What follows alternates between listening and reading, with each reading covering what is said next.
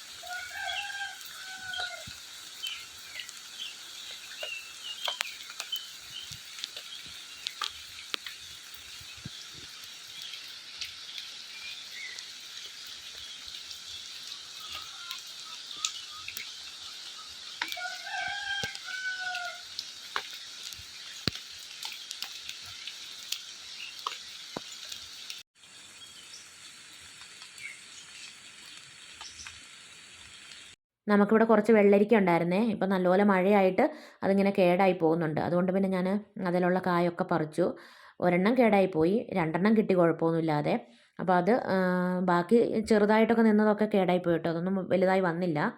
അപ്പോൾ അത് ഇന്ന് മാങ്ങാപ്പഴവും ഈ വെള്ളരിക്കായും ഒക്കെ ചേർത്തിട്ട് മാമ്പഴ പുളിശ്ശേരി വെക്കുന്ന പോലെ തന്നെ, വേറെ വ്യത്യാസമൊന്നുമില്ല. ഈ വെള്ളരിക്ക ചേർത്തിട്ടുണ്ടെന്നേ ഉള്ളൂ. വെള്ളരിക്കായും കുമ്പളങ്ങായും കപ്പളങ്ങായും ഒക്കെ നമുക്കിതുപോലെ മാമ്പഴ പുളിശ്ശേരി വെക്കുമ്പോൾ ഇട്ട് കൊടുക്കാൻ നല്ലതാണ് കേട്ടോ. പിന്നെ മാങ്ങ കുറവാണെങ്കിലും നമുക്കിതുപോലെ ഇതൊക്കെ ചേർത്തിട്ടും കറി വെക്കാം. ഞാൻ കഴിഞ്ഞ വീഡിയോയിൽ ദോശ ഉണ്ടാക്കുന്നതിൻ്റെ റെസിപ്പിയൊക്കെ പറഞ്ഞില്ലായിരുന്നോ, അന്നേരം ചോറ് ചേർക്കുന്ന കാര്യം പറയാൻ മറന്നുപോയതാണ് കേട്ടോ. ചോറും കൂടെ ചേർത്തിട്ട് വേണം കേട്ടോ അരച്ച് എടുക്കാൻ വേണ്ടിയിട്ട്. നല്ല കാറ്റായിരുന്നേ. അപ്പോൾ വഴുതനയുടെ ഒരു കൊമ്പ് ഒടിഞ്ഞിട്ടുണ്ട്. ഇവിടെ ഒരു കമ്പൊക്കെ നാട്ടി താങ്ങൊക്കെ കൊടുത്തിട്ടുണ്ടായിരുന്നു, വള്ളിയൊക്കെ കെട്ടിയിട്ട്. എന്നാലും ഒരു കൊമ്പ് ഒടിഞ്ഞിട്ടുണ്ട്. അപ്പോൾ ഒന്നുകൂടെ അത് ഒന്ന് കെട്ടിയൊക്കെ വെക്കണം. അപ്പോൾ അതിലുള്ള വഴുതന ആദ്യം പറിക്കുവാണേ.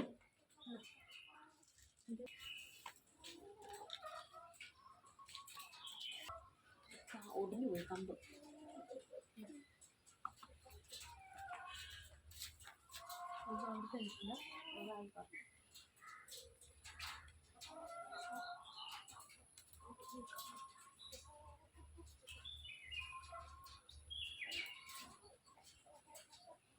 ഒരു കയറിങ്ങെടുത്ത് അതാ ആ കയറിങ്ങെടുത്ത്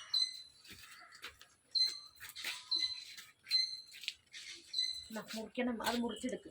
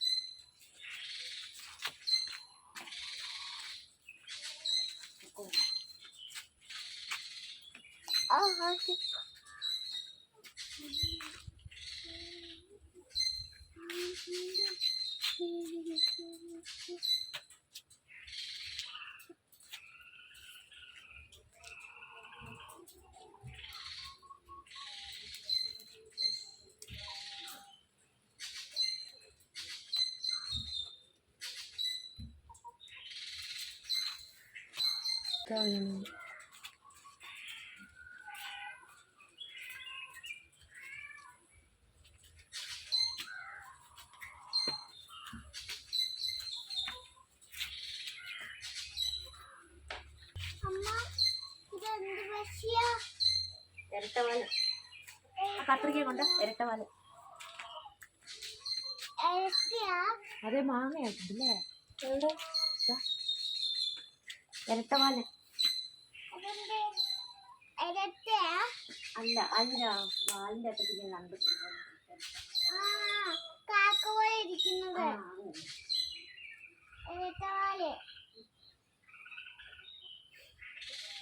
കാക്കേന്റെ രൂപത്തിലുള്ളതല്ലേ ഇരട്ടവാല്? കരയുന്ന കേട്ടോ.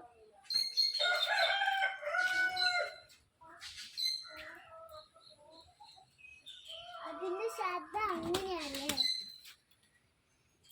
ഒന്നേരായി അമ്മ.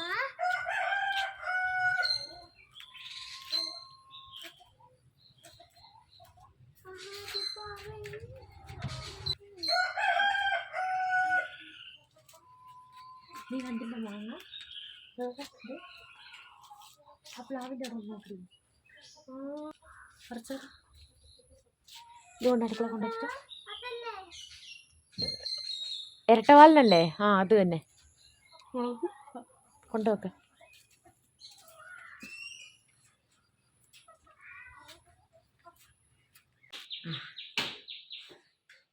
മഴയും തണുപ്പും ഒക്കെ ആയിട്ട് ഇപ്പോൾ മൊത്തത്തിലൊരു മടിയാട്ടോ. അതുകൊണ്ട് വീഡിയോ ഒന്നും കാര്യമായിട്ട് എടുത്തിട്ടില്ലായിരുന്നു. അപ്പോൾ ഇത്രയൊക്കെയായിരുന്നു കേട്ടോ നമ്മുടെ ഇന്നത്തെ വീഡിയോയും വിശേഷങ്ങളും. വീഡിയോ കണ്ടിഷ്ടമാവുകയാണെങ്കിൽ സബ്സ്ക്രൈബ് ചെയ്യാനും ലൈക്ക് ചെയ്യാനും ഷെയർ ചെയ്യാനും കമൻറ്റ് ചെയ്യാനൊന്നും മറന്നു പോകരുത്. നാളെ പുതിയൊരു വീഡിയോയുമായി നമുക്ക് വീണ്ടും കണ്ടുമുട്ടാം.